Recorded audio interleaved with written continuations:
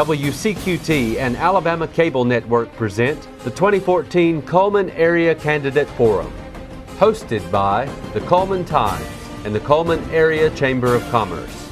Brought to you by Bill Smith Buick GMC. You're our neighbor, not just another number. Country Financial, the Lee Powell Agency.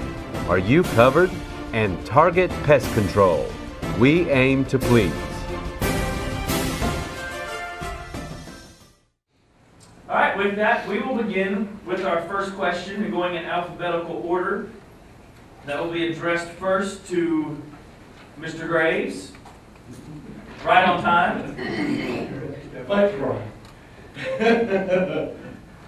You've done this before, so we don't have to go through all the rules again. Sure. The first question is, what do you expect to accomplish if elected an Associate County Commissioner? A lot of people are not aware as far as the position of Associate Commissioner. Most of the time, the person out front is the chairman of the county commission, kind of presenting the face of the commission as a whole. But in reality, the chairman, as Kenneth has found out by now, I'm sure, you don't have a vote. The only time you get to vote is if the situation is a tie.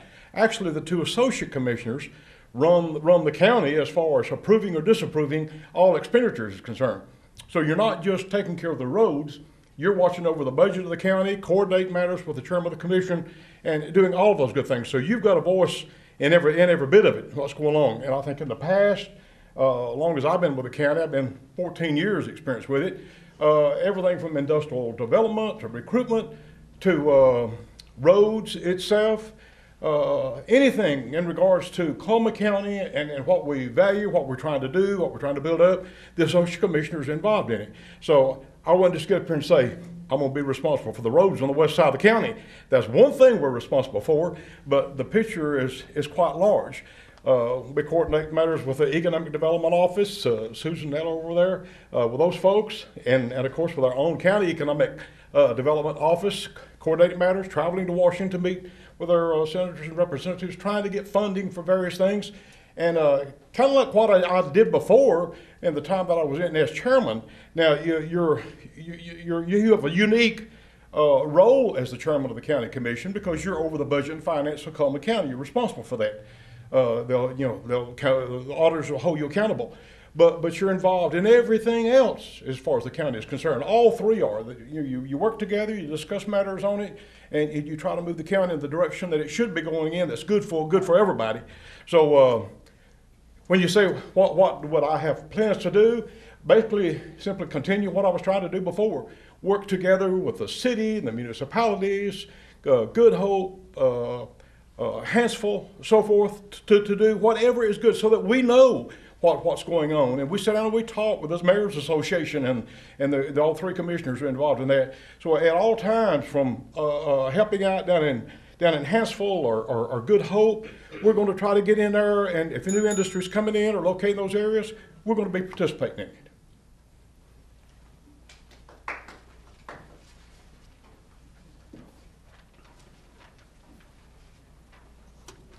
Good evening. I'm Gary Marchman, and I have a list about a mile long of the things I'd like to accomplish when I go in office as an associate commissioner. But you know, if we had to sum it up, one of the big things is good management and good planning.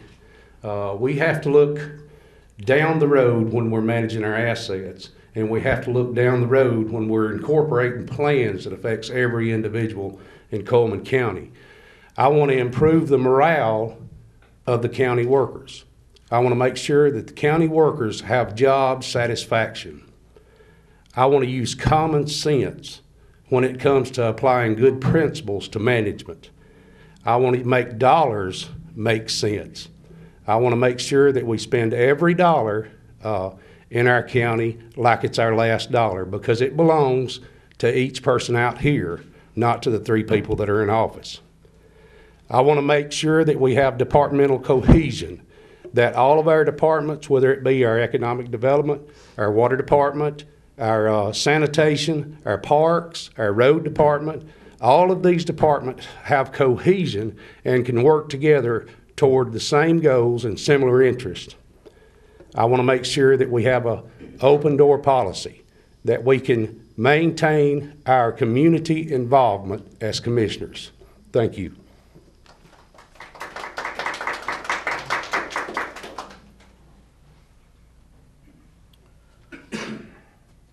One of the most important things that I would like to accomplish in a second term is I would like for the commission to continue working in harmony together.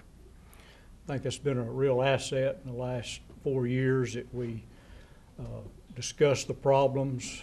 We may not always agree, but at the end of the day, we do agree.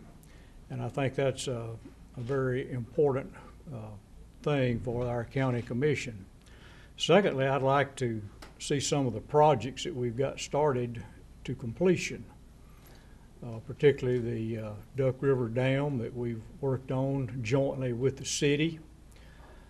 Some of the A-Trip projects, the 222 interchange that's got started. Also the paving of a lot of the county roads. We're going to be getting almost 70 miles of asphalt roads in the next year or so. And this is one of the largest asphalt projects that Coleman County has ever had.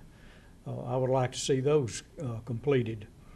As far as an open door policy and working with people, I think my record speaks for itself. I have worked well with the city of Coleman, the different towns and municipalities, and so, you know, you've already saw what you're going to have, and so that's some of the things that I would like to accomplish in my next 4 years.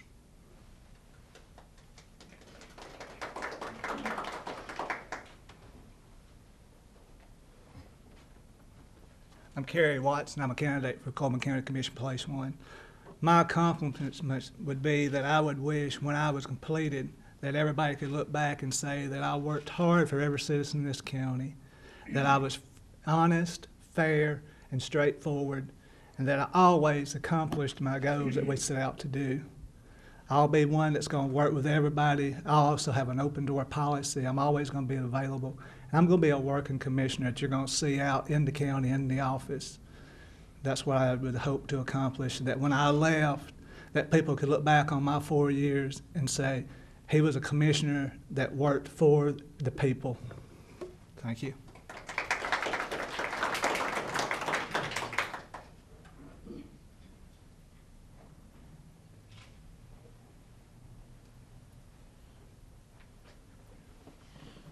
I'm J.P. White. I'm a candidate for Commission Place 2, which is the west side. You know, there's all kind of things that I can think of that I'd like to see accomplished, but the fact of the matter is a guy doesn't know what he can or can't do until he gets in there. And, you know, the only promise I've made since I started this campaign that I'd be true to myself and true to my family, and I think I've done that. And if I am elected, the only thing I can promise is I'll work as hard as I can work every day to get done what the county needs to be done. You may set out today thinking a project needs to be done, something else comes up that needs more attention right now at this moment. So it's hard to say, you know, all these things I want to do may get in there and there may not be enough money to do those things. But whatever the county comes up with that we need to do, I'll work hard every day to make sure that gets done. And kind of on the same lines like Kerry said, my goal is at the end of 4 years that I can look back and say I did the best job that I could do, and hopefully we can get some things accomplished. I think that regardless of who is on the east side and the chairman, I can work with anybody. I've worked with the community for 27 years, and you know, I have no problem working with anybody, and I think we can, together we can get some things accomplished. Thank you.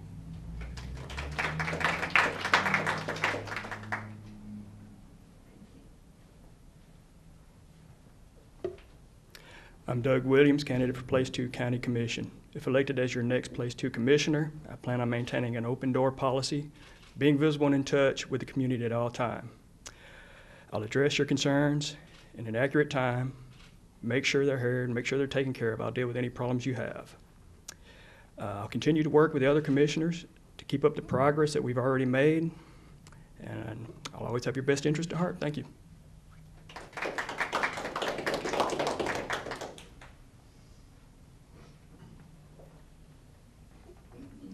My name is Stanley Yarbert, and serving as your current county commissioner, our goals for the next 4 years is to keep unity in the commission, to work with our towns, our communities, and getting our HR projects. If we hadn't had unity in the commission, the projects probably wouldn't have ever come to light.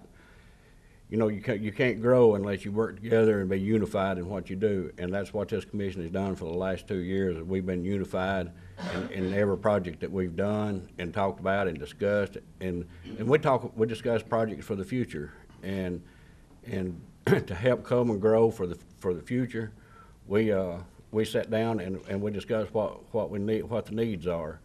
As far as open door policy, I have open door policy because I don't even have a key to my office. I can't lock the door, so I keep it open all the time. Anybody's more welcome to come by and see me or talk to me at any time. I go out and address projects that are going on and talk with people in the community all the time. You know, and that's, thank you.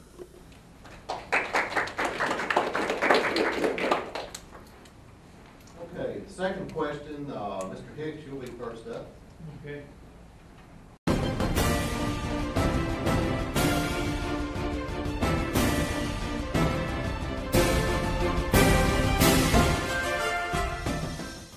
At Bill Smith Buick GMC in Coleman, we specialize in quality trucks, beautiful trucks, rough trucks. Mud can't stuff these guys. Like this 2014 Sierra Double Cab 4x4, starting at $28,995. Pay less at Bill Smith Buick GMC in Coleman. Don't let the mud stop you on the way out. I'm Sheriff Mike Rainey. I promised the people of Coleman County that I would manage a proactive and professional law enforcement agency dedicated to serving every community in Coleman County. I have and will continue to keep this promise. We have proven that working together, Coleman County can be a safer place. I ask for your prayers, your vote, and your support June the 3rd. Vote to re-elect Mike Rainey for Sheriff of Coleman County. Delicious stud, hon. Eat up, there's plenty more. Billy, eat your stud. Think of the termites whose homes were protected with Termidor. Aw, Dad, the Browns will never get Termidor. They're clueless. Yeah, they even think homeowners insurance covers our damage. Do you hear laughing? It's probably just the pipes.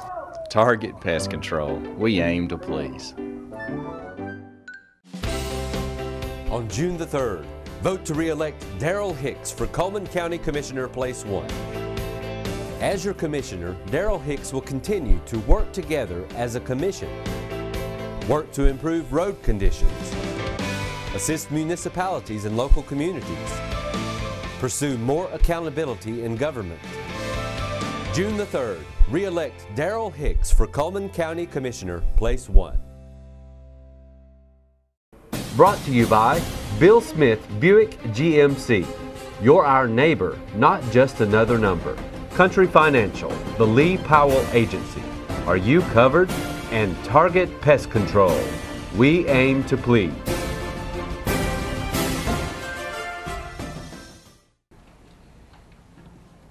Okay, the next question will deal with the structure of the current county commission.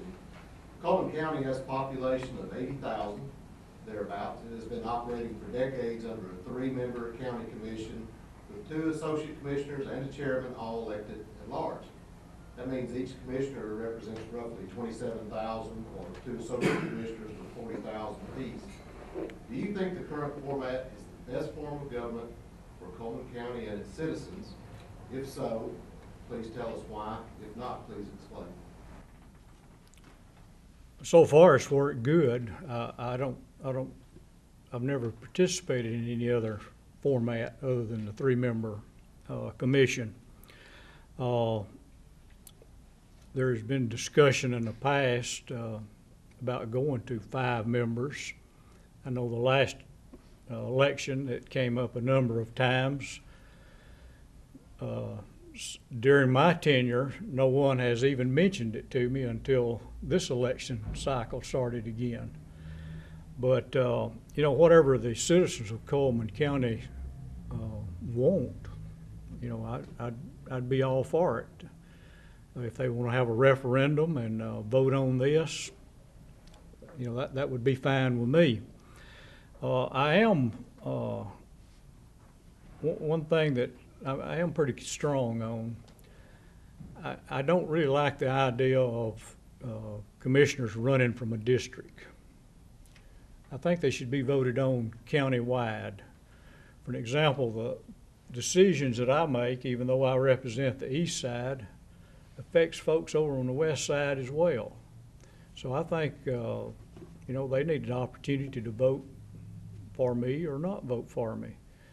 And so if you're representing the whole county, which you would be, and making decisions for the whole county, I think it should be voted on county-wide.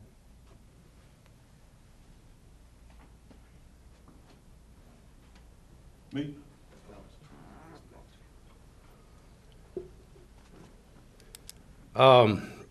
With the 3-man commission or the 5-man commission, if we change to a 5-man commission, then I believe, like I think most of them is going to tell you, that should be up to the people.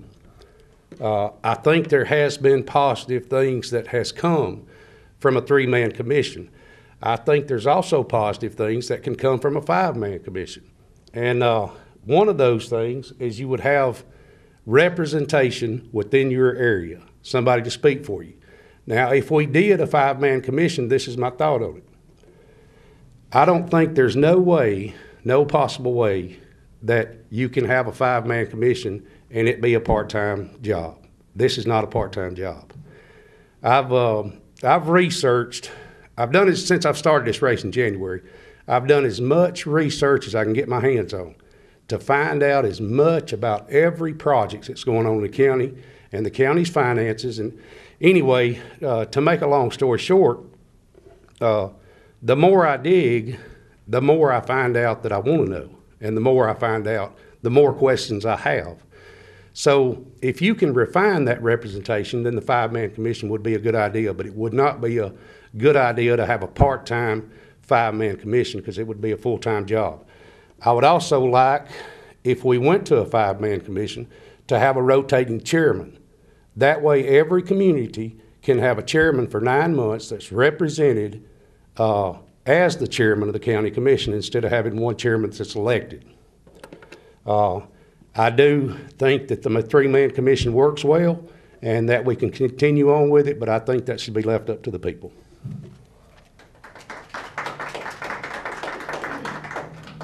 Mr. Watson.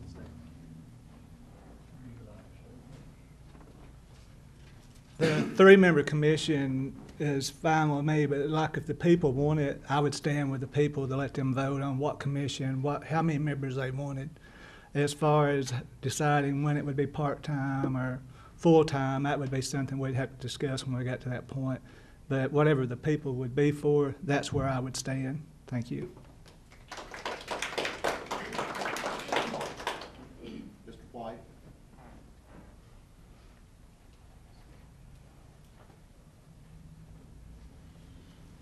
Well, one thing I would say about, you know, if we were to change, you know, I don't know how well it would work to have part-time. You know, I've had a lot of people since I've decided to join this race, I've had a lot of people say that they're glad we got good quality people running. And if you cut it back to part-time, you know, that could cut down on the quality of people that you have running. But the main thing is, again, is, you know, just letting the people vote on it and see what they think. You know, there's pros and cons to everything. You know, a 3-man commission, at least with 3 people, you have more of a tendency to get along than you would if it was spread out over 5. We can look at some other counties that have larger commissions, and it seems like in the news they're arguing and bickering all the time because there's going to be somebody that just absolutely will not get along. So at least with a 3-man commission, you do have people that get along, and you can, I think 3 people can sit down and work out their issues and their problems. If the people decided they did want a 5-man commission, I think we would have to do a lot of research and bring out all the facts to make sure that that's what the people wanted. And then at that time, I mean, I don't think it could be something that we could just change overnight. it needs to be addressed, and all the pros and cons need to be talked about before that decision is made. Thank you. Mr. Williams?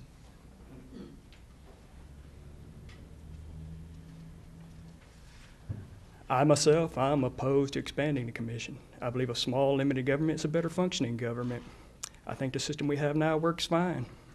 But hey, let's leave it up to the voters. Let them make a decision. Thank you. Mr. Yarborough?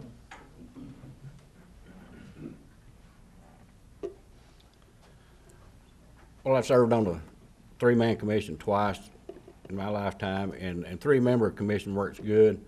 But if the voters of Coleman County want a five-man commission, I think they ought to have that opportunity. It's like Mr. Williams said, small government is a better government and a lot easier to work with. But let's research it and put it out, and if the voters want to vote on it, let's let the voters vote on the five-member.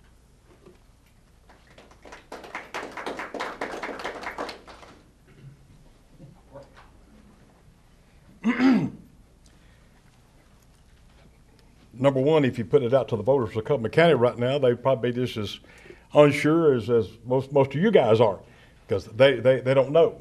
60, how many counties we got? 66? 67 counties in Alabama. 3 counties have 3 commissioners: Mobile, Winston County, and Coleman.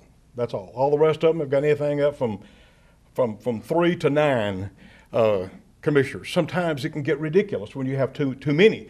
But I would agree, before you can vote on something, information would have to be put out there, and probably number one, I would ask the newspaper to check into it and then print some articles, or maybe even get the commissioners or the various commissioners or the County Commission Association in Montgomery to give us a synopsis or whatever type of thing that could be printed in the paper, the advantages or disadvantages. One of the reasons that I push for in the time I've been with the county, like I said, I've been here 14 years, is the fact that you are the 3rd largest county in the state of Alabama as far as road mileage is concerned. The 3rd largest, folks. There are 67 counties, and you rank up there at about, right now, it was road commissioners is what they were called, and that's been changed to associate commissioners. But when it was road commissioners, you had approximately around about 800 to maybe possibly 900, somewhere in between, miles of roads to be responsible for. Well, it was so huge that we've divided the county into districts, 1, 2, 3, and 4, and these folks can get out there. But the voters want to meet their commissioners. And you get out there trying to drive 800, 900 miles, on a regular basis type thing, you wouldn't have time to do anything else except that. But by dividing it into a smaller quotient for part-time commissioners, I would totally disagree on rotating commissioners. The counties that have it, it's fiasco. I would think Kenneth has seen that already the time he's been here, 1.5 years. It takes you a while to get used to the job and know what in the world's going on, and then the rest of the time you're here in office, then you're a little more coherent about it, and you can deal with the situation and so forth. But other than that, you don't. Thank y'all.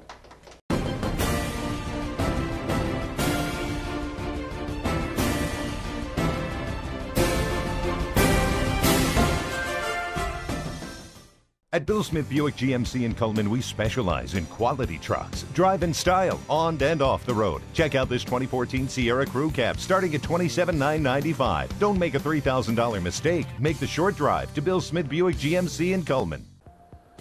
I'm Gary Marksman. I'm running for your Place 2 County Commissioner. I'm a Christian, I'm a father, I'm a husband, and a conservative. I retired from the military. I have a bachelor's degree in education, and I'm currently working toward my master's in business. On June the 3rd, I would appreciate your vote. I would love the opportunity to serve Coleman County. Vote Gary Marksman, June the 3rd.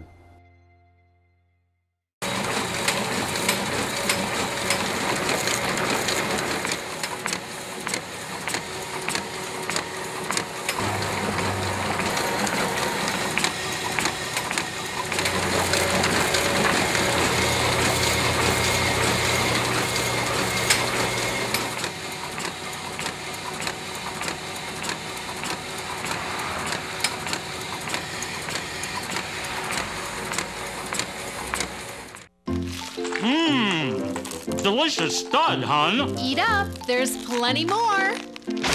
Billy, eat your stud. Think of the termites whose homes were protected with Termidor. Aw, Dad, the Browns will never get Termidor.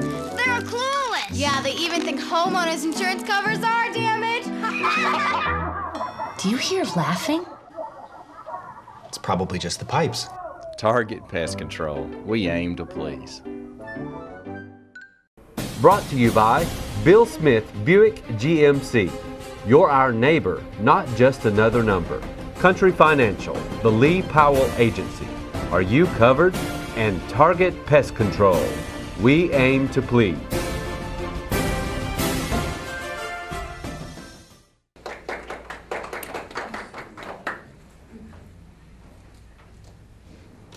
All right, our next question will be first. What can you, as a commissioner, do to enhance the county's revenue sources in order to meet the needs of Coleman County's residents for services? Boy, you give me the tough question, don't you? You know, there's lots of things that we can do to increase our revenue. One thing is education. We could educate people that's wanting to move businesses here to Coleman about the benefits of Coleman. Coleman is still #1 in Alabama as the best place to raise your kids.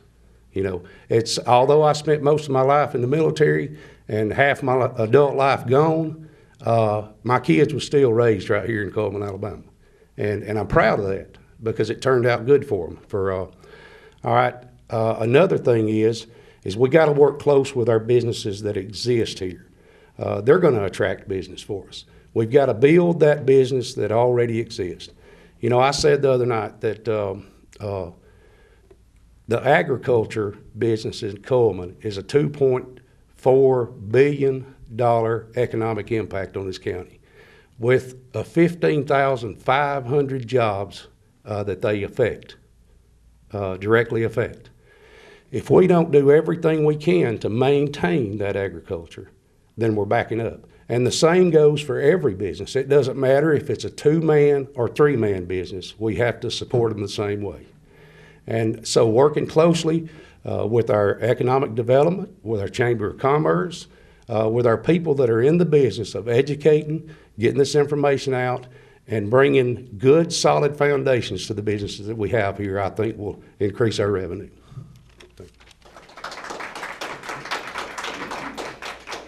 Mr. Watson.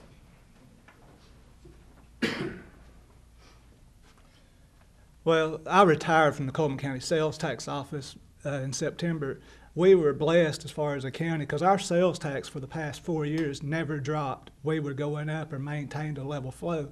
So that shows you that our tax base is good. As your commissioner, what I would do is work with our Coleman County Economic Development and the city and the Chamber of Commerce, and we would recruit day and night. I would be with you, supporting you on to recruit all the business we can get in because we need new business to bring that sales tax up. We don't need to be raising taxes, but what we need to do is we need to bring in industry, more work for the people, and keep our young people here working because we have assets like Wallace State and the vocational school at Vinemont where we can actually train our students and we can have a trained workforce homegrown right here in Coleman County. And that's what I would do as your commissioner. Thank you.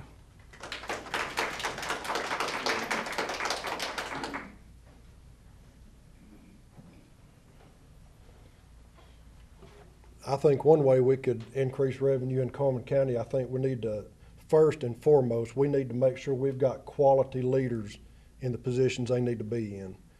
And when you got quality leaders, a lot of things will flow after that. But if you just continually turning over, you know, sometimes there's just a mix-up and it's a whole starting over process. So, you know, the main thing is get key leaders in positions they need to be in, and I'm talking about good, honest people that have the well-being of the citizens at heart, people that's not in it for themselves, people that's in it to do what's right. And that's what I'll bring if I'm elected to the Coleman County Commission.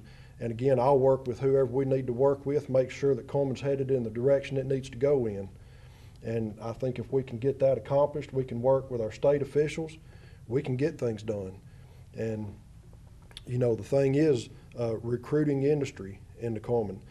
These industries, they want to come to a place that is solid. They don't want a bunch of drama and stuff like that. They want to know that when they get here, that the county government is going to be solid. And that's one thing that I'm going to shoot for, is to make sure we got the best people in the best places we can put them, so that Coleman County will be well represented. Thank you. Mr. Williams.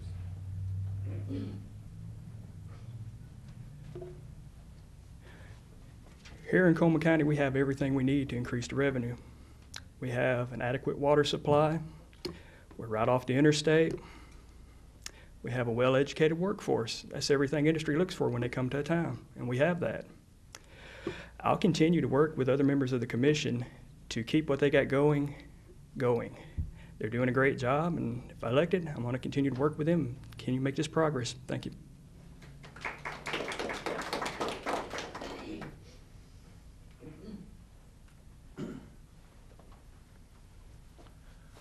Well, I believe it takes being unified in the county to enhance any type of tax revenue. That means the county working with the towns, the cities, and all the communities, and bringing in workforce or industry for our workforces. Picking out the industry in Coleman that suits Garden City, Hanceville, Holly Pond. You know, that's the reason we got city economic development, county economic development, the chamber. You know, we're all unified now. We all talk, we work together, and we discuss things daily, and we work together to keep everyone a job in Coleman. Thank you. Mr. Graves.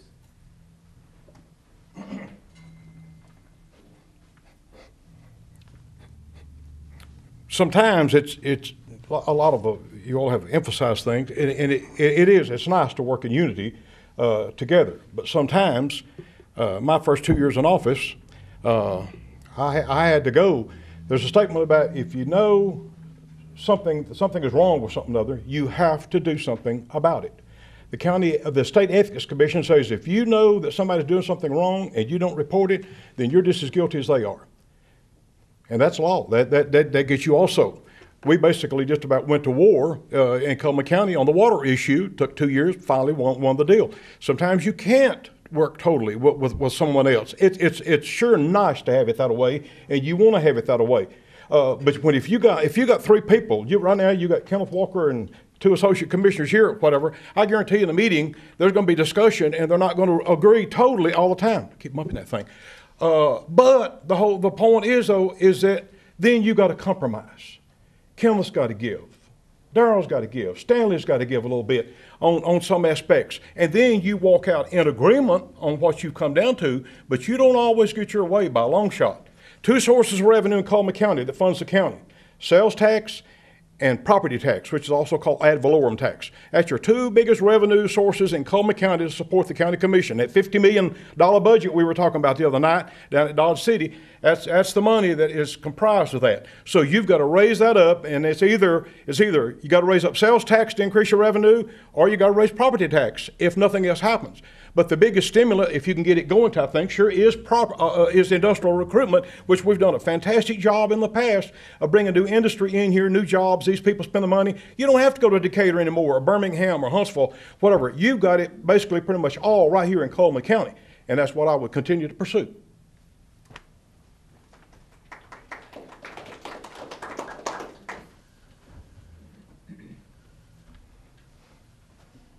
I think we've all agreed that probably growing the economy is one of the best ways that we can raise revenue.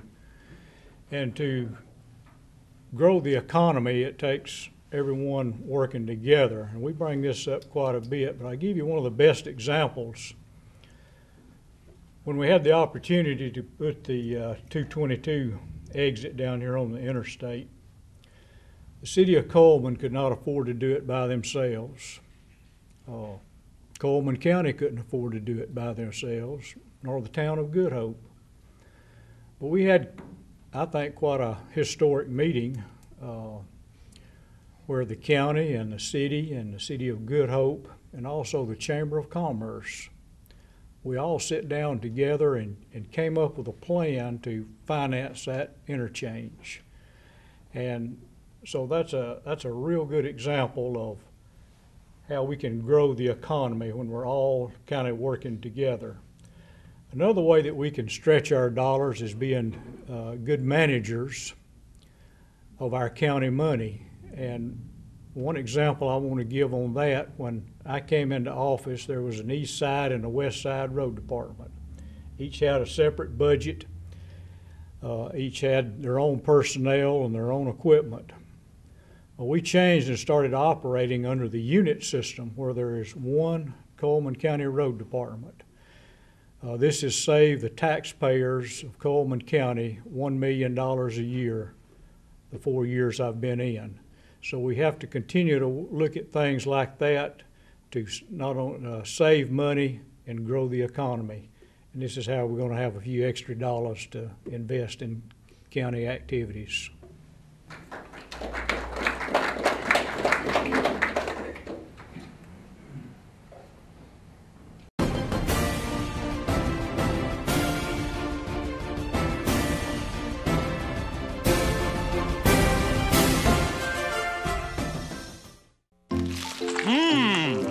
Delicious stud, hun. Eat up. There's plenty more.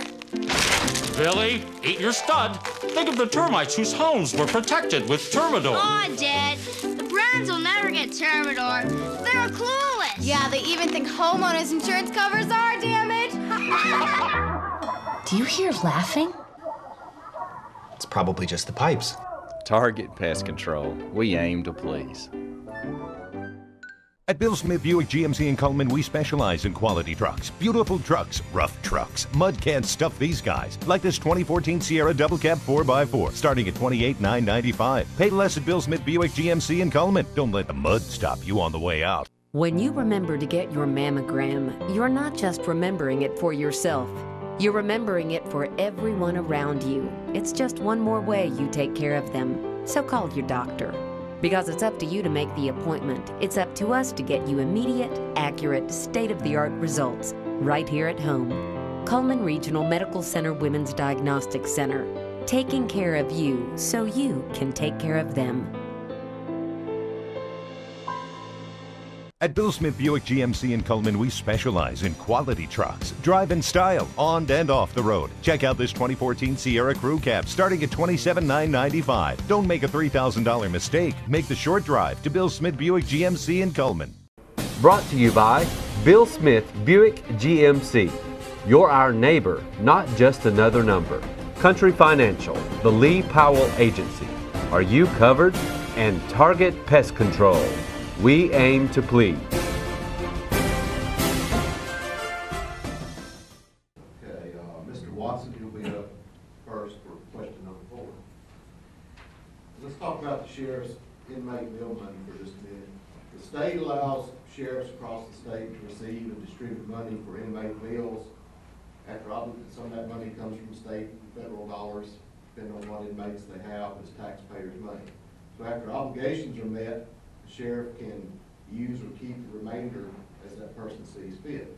Why doesn't the county commission take responsibility for the distribution of these funds and take that political ball out of the sheriff's race, out of that office, since it is taxpayers' dollars, and what's your solution to it? I think, now as much as I know about this, is where I'm going to go, I'm thinking that there's legislation that gives the sheriff the right to collect that money and to maintain it. Because I think years ago, the sheriffs, that was part of their pay. They considered that part of their pay. So as far as I'm not able to really say what I would do with that until I could look at the legislation and see what we could do as far as legally do with that.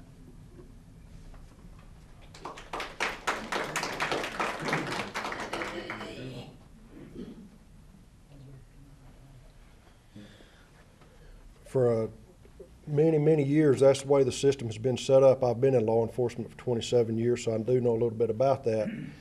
But that's the way the system is set up. The sheriff is an elected official, and that is his money, the way it's set up, to do with what he wants to do with. I know our current sheriff has spent a lot of that money on different projects. He has given some scholarships to Wallace and such as that. And so, you know, I don't think as a county, if I'm elected to county commission, you know, I don't think it's my right to tell him what he can and can't do with that. That's the way the system is set up. It's going to have to be changed not on a county commission level. It's going to have to be changed statewide or even on the federal level. So, you know, I'm not going to say that if I'm elected, I'm going to go down there and start taking his money away. I think our current sheriff has used that money in a proper manner. So, you know, however he sees fit to use that, then that's the way the system has been set up. Thank you.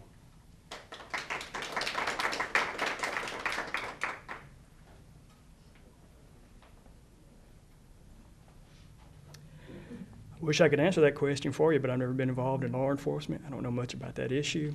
I apologize.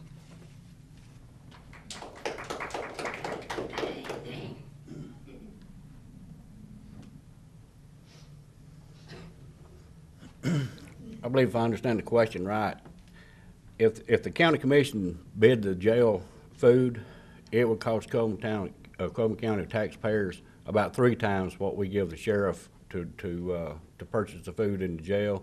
The sheriff can purchase the food a third of what the county commission can buy it for, because if we bought the inmate jail food, we would have to bid it to where he don't have to bid it. He can go out here and buy it, Warehouse Grocery, Winn-Dixie, wherever. But we're limited to what we can do. Anytime we spend a tax dollar, we have to have a bid, a fair, what we call a fair equal bid, and we had to put it out for bid. And if the sheriff saves money, you know, by doing it the way we're doing it, he can afford to buy his own cars. He can afford to buy equipment for the sheriff's department. You know, there's a win-win situation all the way through. Thank you.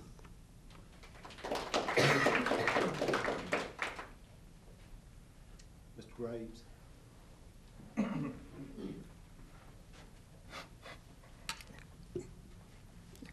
It is a unique situation, the way Alabama is set up, that they allow to function in this matter as far as the food is concerned at the jail. When I came to the county in 1996, the commission was doing it themselves. It was chaos. Continually trying to figure out how much to order, how much to get, you know, what to get. Prisoners would be, well, I'm sick, I got to have a problem, you know, and I've got to have this kind of food or that kind of food. Doctor says this and that, whatever. And we wrestled with this situation, I guess probably for right at 4 years. And Tyler Roden came up one day and told me, he said, James, why don't you let us have that money and let us do it, and we'll be fully responsible. Simply keep giving us what you're giving us right now and nothing else, and then we'll take it from there. Other counties were already doing it. I think what Kerry was speaking of at one time was, and it went to where the commission was controlling it, but the commission had the authority to give it up if they so desired. Well, Tyler took it over, and in a short time frame, copying what these other counties were doing, they had that jail running in a fantastic mode. They had enough food down there, whatever, and then, yeah, there was excess. The law allows him to keep the extra and use it on whatever he deems fit. When Mike Rainey was elected, came in, he told me, he said, I don't want nothing to do with that money. Just, you know, take it away or give it to something, whatever. I don't want it. I don't want to be held to point with the finger at that I'm taking this money, you know, and buying me a car or anything else, you know, whatever. I encouraged him, I said, Mike, if you don't want it, but let me tell you, the commission can never buy you as many cars as you need in the sheriff's department. Keep the money. Donate it to the sheriff's department, or like some of you said, he's donated it down to Wallace College or good entities of this nature, but you are going to need vehicles that we can't afford to buy for you. So use the money for that matter. But I support it 1,000%. I am for it 100%. Let the sheriff keep doing it. And as long as he will, commission's happy as far as I'm concerned.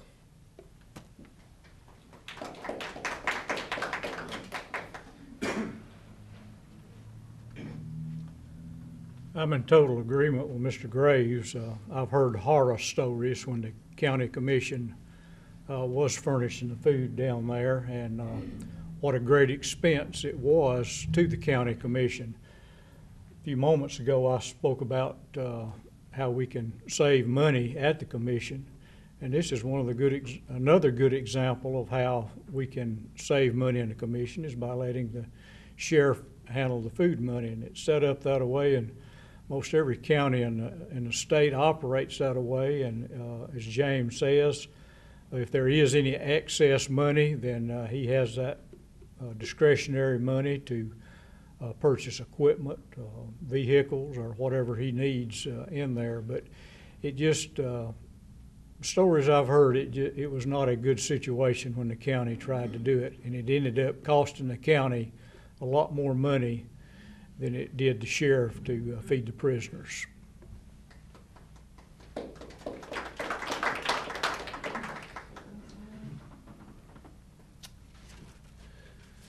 You know, I'm all for keeping our law enforcement, our sheriff department as top notch as we can. We got to do that.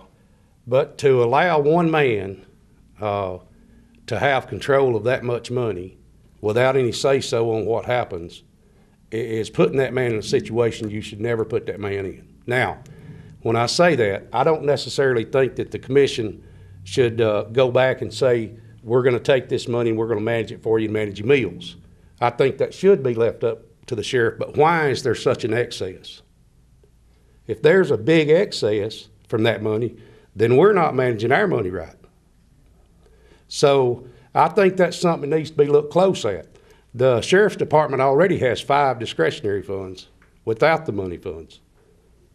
So that's what we've got to do as commissioners, is we've got to manage.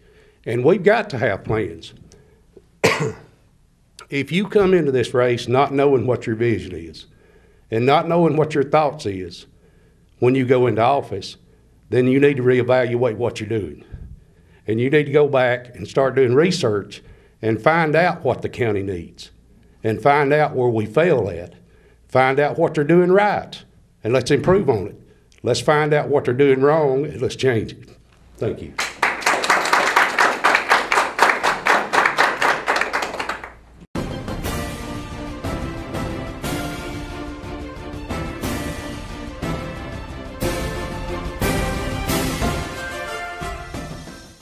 At Bill Smith Buick GMC in Cullman, we specialize in quality trucks. Drive in style, on and off the road. Check out this 2014 Sierra Crew Cab starting at $27,995. Don't make a $3,000 mistake. Make the short drive to Bill Smith Buick GMC in Cullman.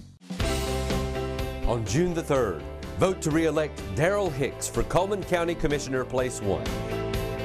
As your commissioner, Darrell Hicks will continue to work together as a commission. Work to improve road conditions, assist municipalities and local communities, pursue more accountability in government. June the 3rd, re-elect Darrell Hicks for Cullman County Commissioner, Place 1.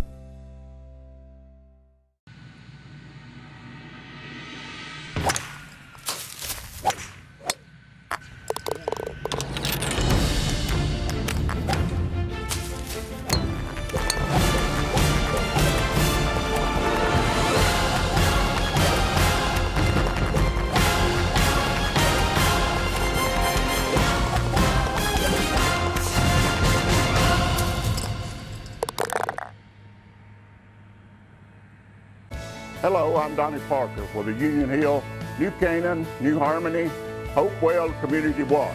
I'd like to brag on our sheriff here. All my life of 60-something years, we have not had much support in this end of the county. And we want to thank Sheriff Rainey for all he's done, checking businesses, checking churches, helping out just anybody that calls him. So we're glad of him. Re-elect Sheriff Rainey.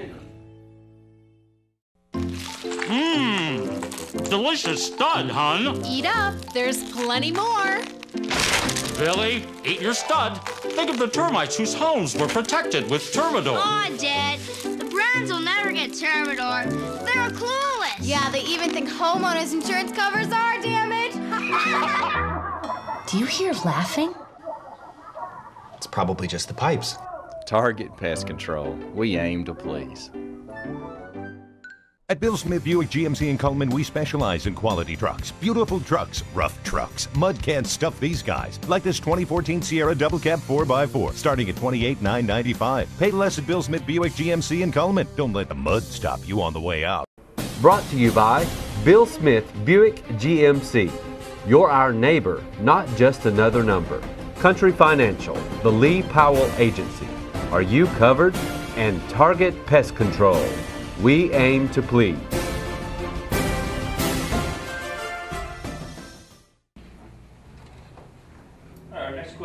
first for Mr. White.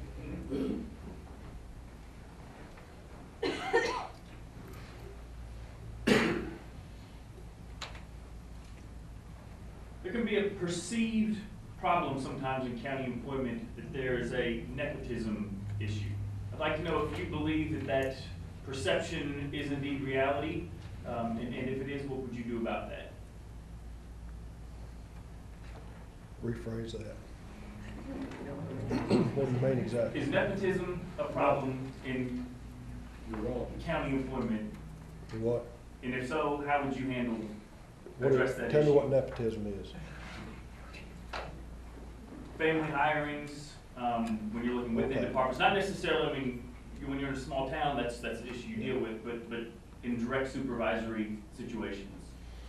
Well, I do know that there are a lot of different family members that work for Coleman County, some brothers and sisters and cousins, and you know, I guess my opinion would be that if there's an opening to hire the best person for that job, you know, if it turns out to be a family member, you know, I guess if you know, if they're the best person for that job, I see nothing wrong with it.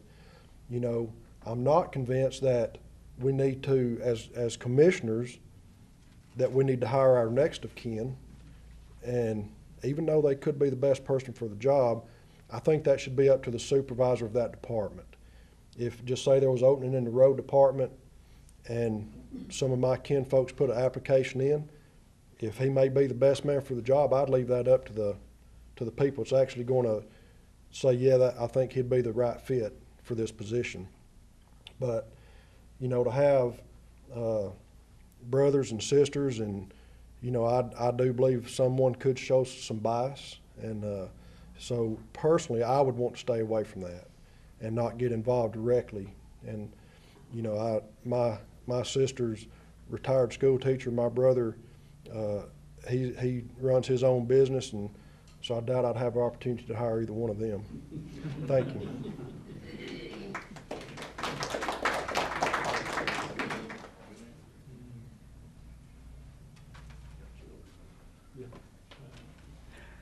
I don't believe in a buddy-buddy system. I don't believe in going out and hiring somebody just because they're your friend. I don't believe in hiring because you're a relative. I think that's wrong. I think it's dirty.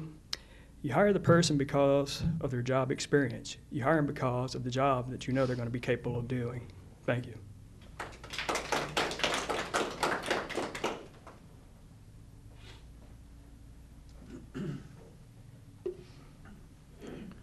Nepotism is an issue in the county, and we hired a human resource officer that goes through that, and it's in a county manual that you can't work a brother or sister under your direct supervision or close relative.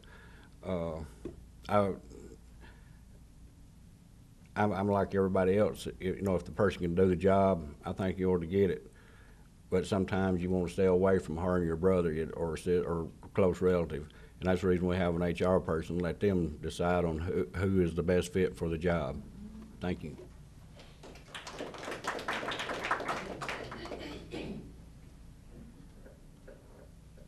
Mr. Yarborough.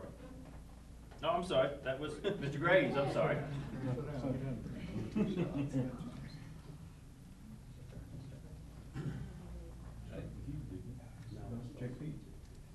Yeah, Mr. Graves, you're next. Oh, okay.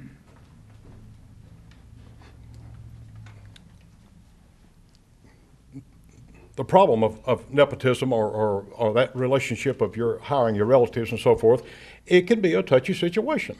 I've seen it at the courthouse where a mother worked at one end and I think a daughter worked at the other end, and it was a constant, you know, what are you doing and so forth. Or if the child had some problems, whatever, mother wanted to be involved in it, none of her business.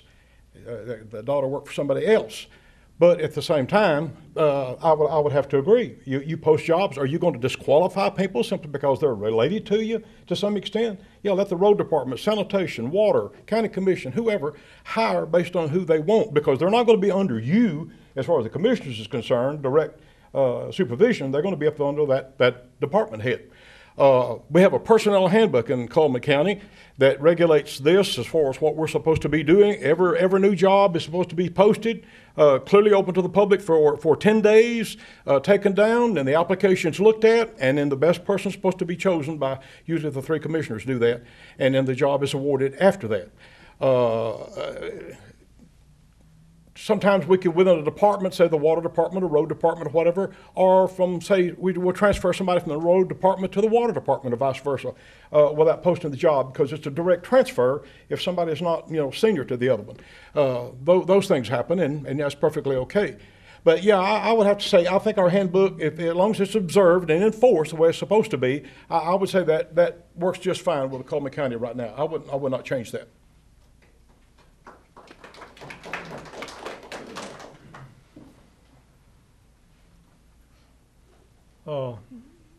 I guess I'll take a different approach. I feel very strongly about a nepotism policy. Even though a person is hired in a different department, my experience has been it's not long till the kinfolks end up in the same department. And I just think it's a good idea to not hire close relatives. I've seen situations where this has caused some problems. And, the electric co-op has a extremely strong policy about nepotism. I don't think I would go hardly as far as theirs, but I think it would be an advantage for Coleman County to have a nepotism policy. Now, I know as long as I've been in, to my recollection, we have not hired any relatives.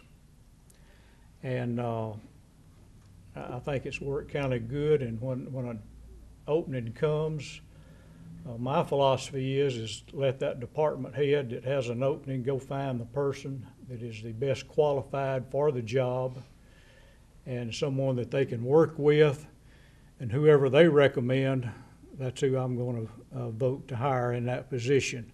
And if they end up with a not so good worker, then it's going to be their fault, not mine. So I think these department heads need a strong say-so in that, in the hiring. But I'm in favor of a good, strong nepotism policy.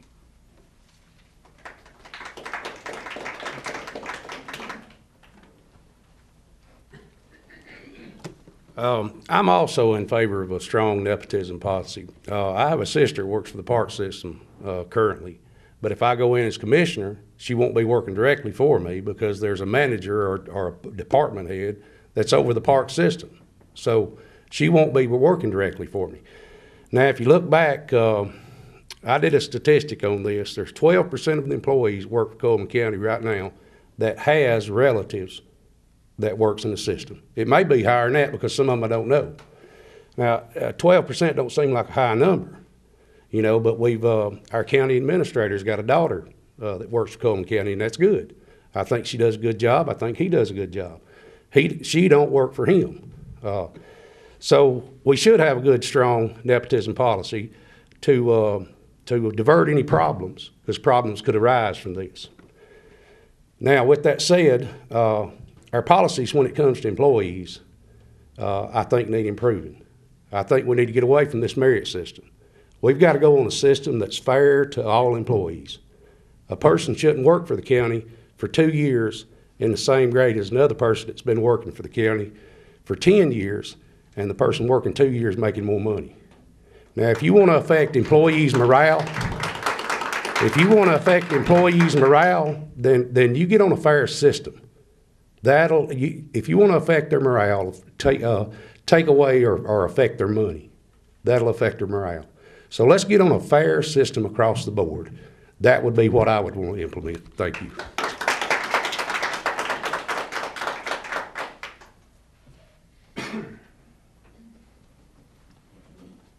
I would be for a strong nepotism rule. I don't think we need, I don't think it's good if you've got a relative that's under your immediate supervisor, that you're their supervisor. I don't have a problem with relatives working as long as you're not supervising that person. I think we need to keep the relatives that way. You're not the one that's got to make that call if something comes up. And I think it should be able that when you put in for a job, you do hire the best person. And if that is a relative, that's fine. But I think it should always be, you should have to look at that and make sure that it's not a relative, that where it's going to be a conflict, where something does happen, and that's your relative, you've got to make that call.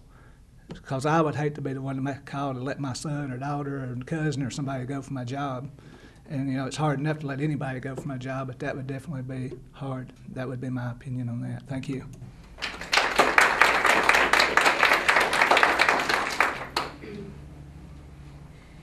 Okay, next question, Mr. Williams should be up first.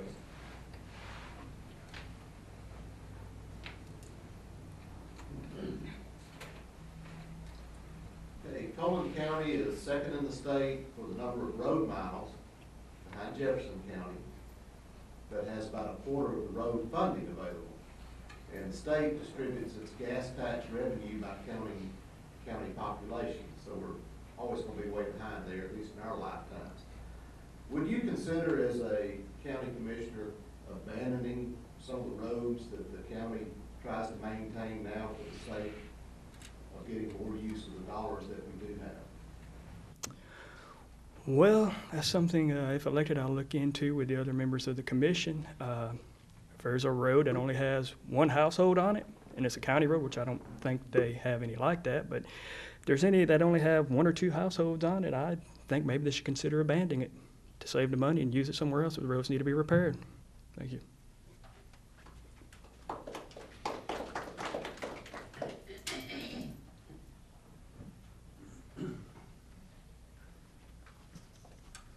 I don't believe in abandoning the roads that is already in our system, because everybody, even if there's one house on one road and it is considered a county road, they're taxpayers. They buy gas just like everybody else. We just have to work the system. Sometimes we have to prioritize a road that's a little rougher than the one you live on, and that's something other that we have to do, and it's a hard decision for a commissioner to make and say, we can't do that road this year. We need to do this over here because it's a lot worse shape. But to abandon roads just because we don't have dollars to work on them, we can always grade a road and put a little gravel on it to make it satisfiable for everyone. You might not live on a paved road, but if you live on a dirt road and it's a county maintained road, I think we need to keep it.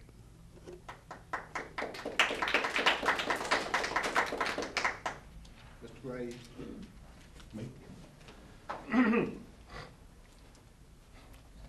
You getting them nice questions tonight. Gonna hurt somebody's feelings when you start talking with stuff like that. You'd have to look at the law. Kenneth, you may probably be more up to this than the associate commissioners because it changes a lot.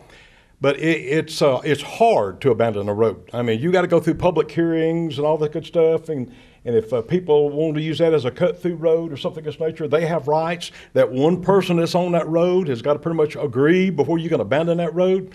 Our policy should be, to me, and we're talking about utilization of our money, we've stated we will never, ever have enough money from fuel tax, ever, to take care of all of our roads properly. That means paving them and maintaining them and keeping them up to par, whatever. You'll never, not when you rank second or third in total road mileage, but you rank 15th, 12th to 15th, somewhere down in there, on fuel tax revenue. You'll never have enough money to take care of all these roads, and it's been the tendency of commissioners coming in to bless their hearts. They've made promises to somebody, and they'll go down there and they'll pave a gravel road or two, and we'll add to it. And I'm not accusing these two right now of doing this because I don't know, but I know others in the past have. But to me, there's got to be a criteria that states, that certain roads are major arteries in the county. 222 is one of our major arteries in Coleman County. 747 on the east side. Those roads have got to be paved. There's a lot of people that live on them, a lot of traffic, not just folks just live on those roads. So you got to list your major arteries, your major farm to market roads, and those have got to be taken care of. But even then, you got an option. Do you put asphalt on those roads? Do you chip seal them? Or do you simply gravel them and keep them paved nicely? And every once in a while bring in loads of gravel and smooth them up again. that third alternative to me is our choice in Coleman County, because we will never, and if you run out here and pave this road this year, then you're neglecting 5 other roads over here that needs paving bad. And you're not going to be able to get it done. So we've got to make a choice on the matter. It's not going to be popular that these roads are going to remain gravel roads. These roads here will be maintained with chip seal, and we'll asphalt these certain roads here. And that way then you'll have good transportation, and you'll know where you stand in the county. You'll know when you build a house on that road what you're going to be faced with down the road. The bell ringing? Mr. Hicks. I think everyone understands that we'll never solve the road problems in Coleman County that would please everyone in the county. We did a little estimating a while back, and Kenneth, I believe we said that it would take the entire county budget, close the jail down and fire the sheriff and shut the courthouse down and everything, and it'd take about 4 or 5 years. If we took all the money, then we might get the roads kind of up to par. Well, you know, that's not going to happen. And but I agree with James. We're going to have to, or we do. We prioritize the roads. You know, you've got your main arteries that connect the state roads, 69, 31, or 278, and these are roads. These are classified as federal aid roads, and these roads are graded, and we're held to a standard to keep those roads at a certain standard. And that's why sometimes you see, well, they're asphalting this road here and mine's falling apart. There's certain rules that you got to go by when you start paving roads. So you have to kind of follow those. And we do the best we can. And I tell people, eventually we'll get around to you. You don't say the year though, right? You know, I want everybody to understand that when I make statements about problems we have, that there's never any of my statements that are directed toward the 3 commissioners that we have. I want y'all to understand that, because I happen to disagree with their policies and the way that they've done things, okay?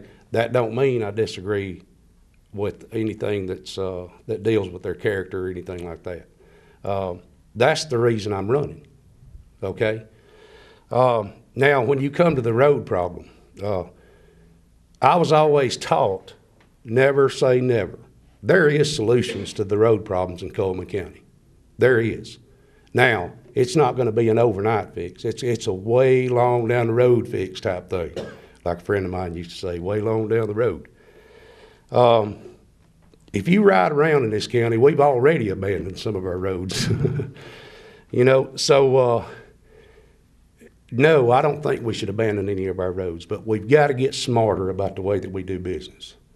We've got to manage at the lowest level and start implementing good plans and put these plans out to the people so that they'll know that in 2016 their road is going to be looked at to be paved, okay?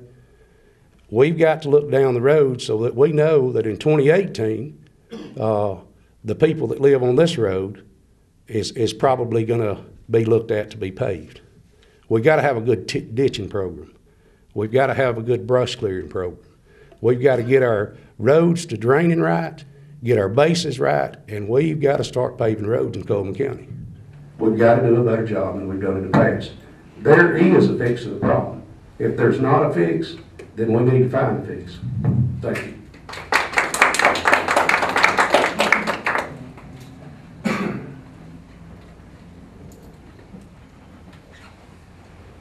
I would never want us to abandon a road, because I agree that, you know, every person pays taxes and every person deserves to have their road worked on and maintenance. I think one of our problems is we need to maintain a good maintenance program. I talked with a retired state engineer, and he told me that one of the problems that he's always seen in Coleman County is the maintenance. And our maintenance has never been where we need to be. I think that's something that I would really work hard with, is the maintenance program when we get in there. is to keep our shoulders off and get the water off the pavement, because as the water drains down the pavement, it causes it to separate. And that's where you see it spider webbing. And once it starts doing that, that's when the roads start coming apart. So if we can stop that part, maybe we can slow down some of the erosion on the asphalt, and we can move from there. Thank you.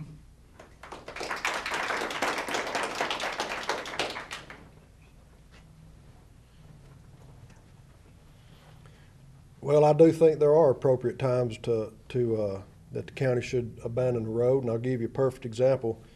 In my neighborhood, there's a dirt road with no residences on it. It runs from County Road 810 to County Road 825. There's 3 property owners that own property on that road. All 3 property owners petitioned the county commission to close that road. Every time it came a big rain, it washed the bridge out. The county was constantly going down there and dumping gravel and grading that road. And it's just, they did a fantastic job of it, but next time it came a big rain, every bit of it was washed right back out again, and it's not their fault. But the thing is, the 3 property owners petitioned to get that road closed, and it took about 2 years, but the road was finally closed. I think that was a smart decision. It was a waste of money. The road went nowhere. All it was strictly a cut through. Some of the neighbors didn't like it too much, but the 3 property owners that owned the property on that road, they had a say-so in it, and they got that road closed. It was a dumping grounds for people just dumping trash. So in a case like that, I would say, you know, if the property owners that are on that road, if they petition to get that road closed, by all means, I think we should do that. But, you know, some of these other trails, I know down around Smith Lake, there's a lot of dead-end roads that go out to residences and stuff. And like some of the others have said, you know, it is hard to keep those paved. You know, some of them are dirt roads. And I don't know if, I know one of my friends told me that someone had called and complained about a road being gravel. And he asked him, he said, well, was it gravel when you bought that property? And they said, yeah. And he said, well, it's gravel. You know, but that's the approach we may have to take. I mean, you can't go on a gravel road that's 2 miles long, there'll be one residence down there and expect to get your road paved. But as far as abandoning roads, there are proper times to do that. But I think it should be left up to the property owners. Thank you.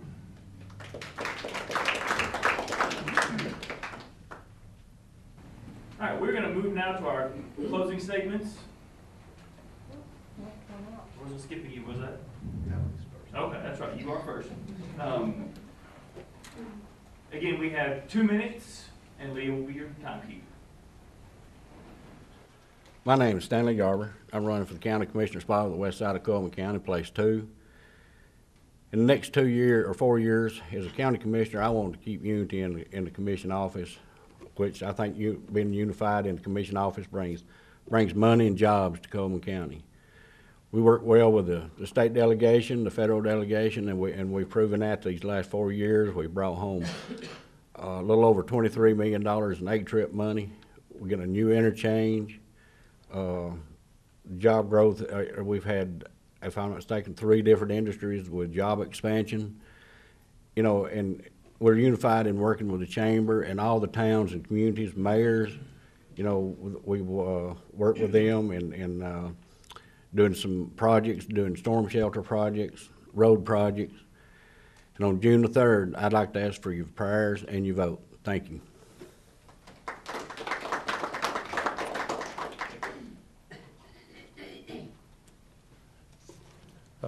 I'd like to thank the Chamber of Commerce, Channel 27, Coleman Times, and the people that was involved in allowing us to come out and talk to you, you know, because you need to talk to your candidates and you need to find out about them.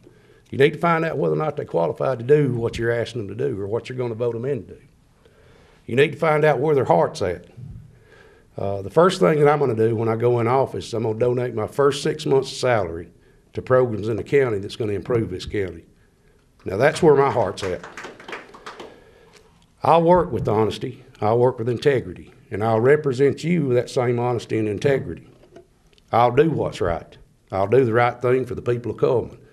Whether or not we agree or not, if it's not the right thing, I'm not going to agree on it. Now, we have to work together, and I understand that. We got to work with unity. We got to be a team, but you got to build that team. A team has to be built, not assumed.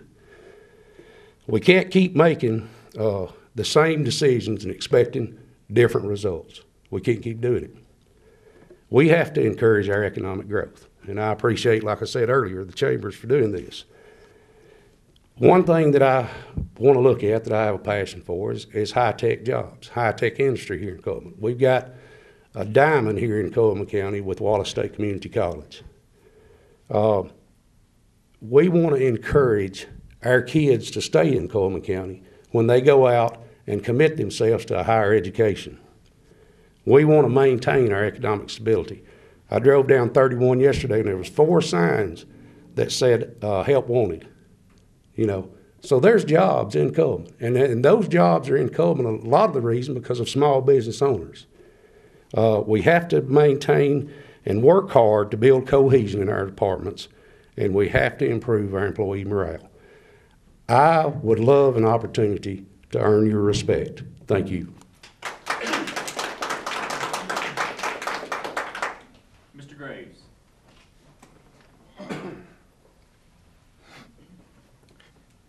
With 14 years experience with the county, I feel that I'm probably the best qualified person of all of these sitting up here to understand the dynamics of county money, how it flows, where it comes from, how it's spent, the limitations on what you can spend it for, and simply sometimes the limitations period that you have, that you can't go in that direction because there's simply no money there. I've traveled to Montgomery, I don't know how many times in the period as county administrator and as chairman both, trying to get funds down there between the Alabama Department of Transportation director or sometimes the governor, other agencies down there, anything. If we can get some funds, you'll flow into Coleman County. I've traveled to Washington, D.C. and met with Congressman Adderholt, Senator Shelby many, many times. In 2003, I went up there and was able to sit down with those two. Gordon Dunnigan was mayor of Good Hope at the time, and it represented Good Hope because of the new interchange 222.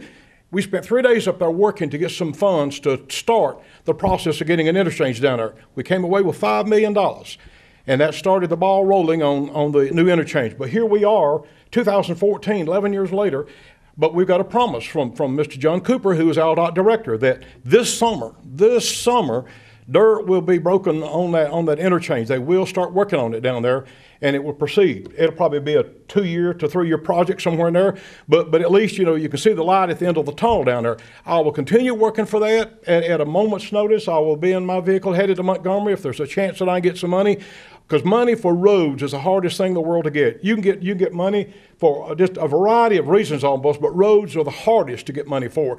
But you got to dig in between Montgomery and Washington, D.C. Occasionally you look out. And with Mr. Cooper, who is he lives over in Gunnersville, and he's got an office over there, the ALDOT director, he can come by here, and he does a lot of times on his own. He don't even stop. He'll just drive through Coleman County, look at our roads and so forth. But I've got a good relationship with him, and we intend to maintain that. Thank you. Thank you. Mr. Williams.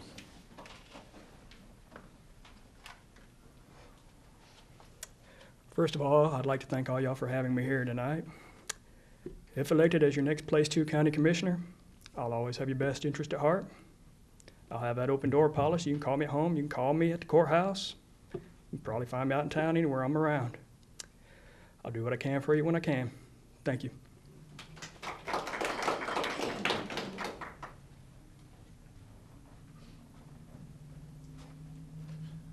I'm Kerry Watson, running for Coleman County Commission Place 1.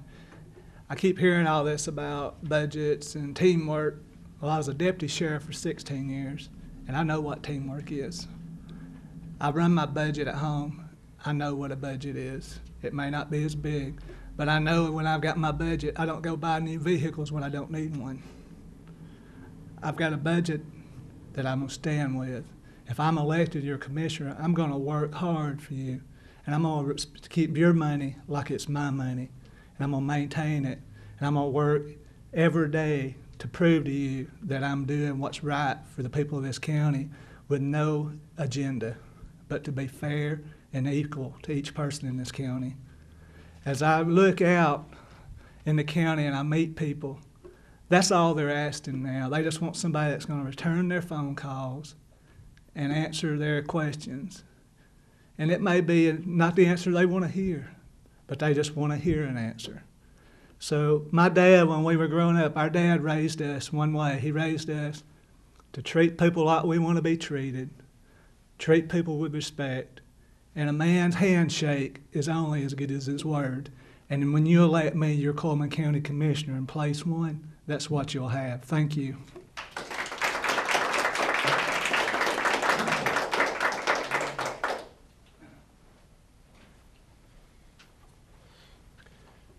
You know, if we go back to the very beginning when I first announced I was going to run, I believe it was in October.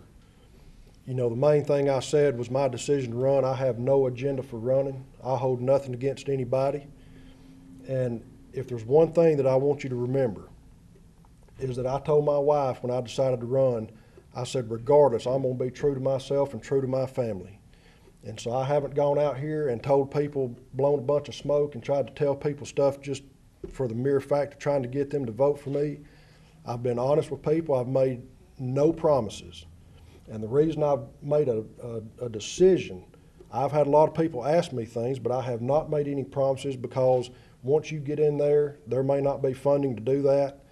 And so, you know, I don't want to tell people, yes, I'm going to do something and not be able to do that. You know, for 27 years, I've worked for the city of Coleman in law enforcement, and for 27 years, I've had to deal with facts, not assumptions. And so that's exactly the way I'll run the business if I'm elected to Coleman County Commission Place 2. That, you know, we're going to deal with facts. We can't assume things, and that's the way we're going to run our business. I appreciate your support, and I ask you to please vote for me on June 3rd. Thank you.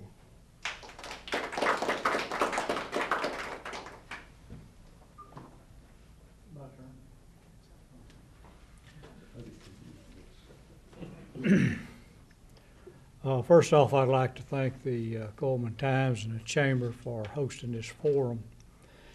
And in a closing statement, you know, it takes, when you first get elected, it's going to take you about 2 years to develop relationships with outside agencies and to fully understand the working of the county government. Also, I think that's the most important part of being a county commissioner is the management of the money. We have all these employees that expect their paycheck every other week. They want their benefits. We have to provide the departments with the material and the equipment for them to work with. And that's on my mind every day. And we talk about doing new things. I gave an example a while ago about combining the road departments, and that's saving the taxpayers $1 million a year. Well, we didn't quit at that. We're continually looking at things. We're looking at purchasing another spray truck and doing more spraying because bush hogging is so slow and so expensive. So it's an ongoing process, and I take this job serious. We've when I came in, the economy was about as low as you can get. We have bought a lot of equipment. We have given pay raises and benefits. We have the money put back to this A-TRIP program, $1.5 million. So I have been a good manager of your tax dollars, and I will continue to be a good manager of your tax dollars. And to me, that's kind of the secret of being a good commissioner. And I simply run on my record, and I would like to ask for your vote and support in June 3rd. Thank you.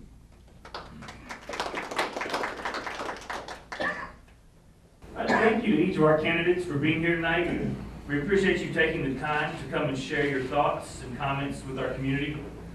And I'd also like to thank each of you in the audience for being here this evening. We hope you found this event informative, and we encourage you to participate in the primary election on June 3rd and in the general election on November 4th. Thank you all for being here.